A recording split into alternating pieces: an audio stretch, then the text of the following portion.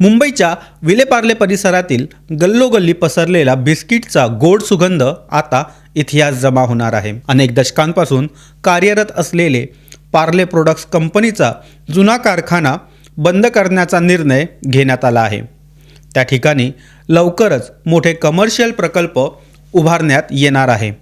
Parle-G, Monaco, crack jack यासारखी उत्पादने अनेक पिढ्यांच्या आठवणीशी जोडलेली आहेत। मात्र बदलत्या काळानुसार आणि वाढत्या जागेच्या किमती लक्षात घेता उत्पादन युनिट शहराबाहेर हलवण्याचा निर्णय घेण्यात आला आहे।